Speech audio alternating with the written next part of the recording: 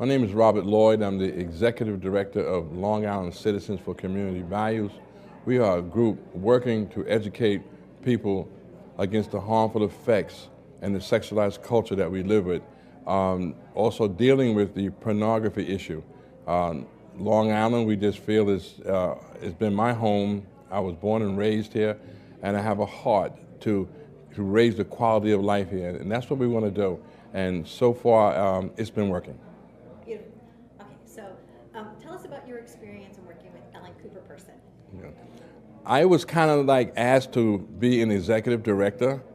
At the time, I didn't have the education, the experience.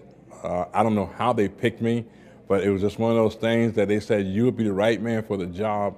And so I said, well, I'll give it a try. We'll see what happens. And along and behold, I quit my job and then came on board at LICCV. And my first day there, I sat behind a desk. I didn't have a clue what to do. I didn't have a computer. I didn't have a typewriter. I didn't have anything. I had no idea what I was doing.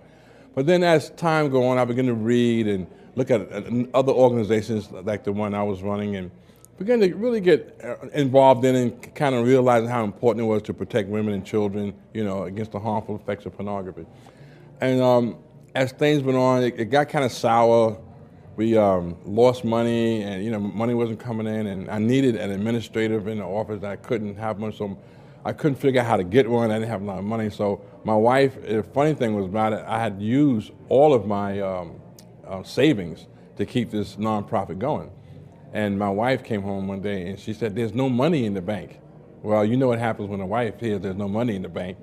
Well, thank God that she was really a level-headed, loved me, knew that I would not spend money if I didn't have to.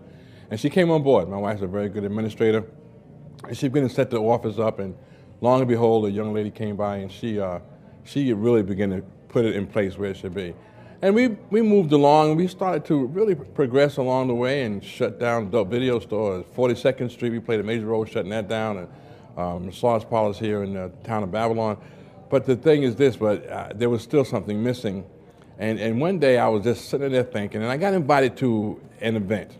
I really didn't want to go, but I went. And long and behold, who was I sitting next to but Ellen Cooperperson?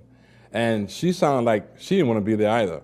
So we started talking, and I started making her laugh, and she said, "Well, what do you do?" And I explained to her, and she said, "Wow." I said, "So what do you do?" And she said, "Well, I'm a consultant, help people." I said, "You know what? I've been praying for someone like you." And she said, "Are you sure?" I go, "Yes." So then what happened, we talked, and my wife, we went and met with her, and as we met with her, and then she, I got an idea about how much, it costs to have a consultant. And I really couldn't afford it, but she made the price very affordable, which I really thank her for that. And really, it has helped us tremendously. She uses a term, and let me get this right. If your people don't change, you change them. No, if your people don't change them. So, and that's what we did. We began to take her advice. I mean, she worked with us diligently. Our office began to, I could tell the atmosphere in the office had changed. I could tell that we were starting to get places administrative-wise. And I felt like really coming to work now because it felt like an office that we were really doing something. And so Ellen, she would just ask me all kind of crazy questions that I didn't have any answers for, but she kept drilling me. And she did it in such a way that it wasn't intimidating, and because of that, today our office functioned very well.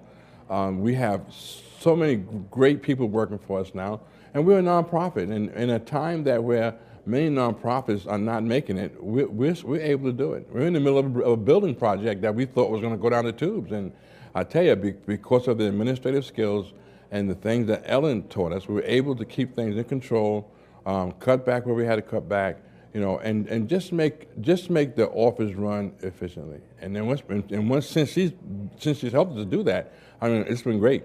And of course, my wife came back on board, and she began to work some of the areas, and it was a big help. I tell you, I don't know where we would be if Ellen hadn't stepped in and generously helped us to get to the place where we are.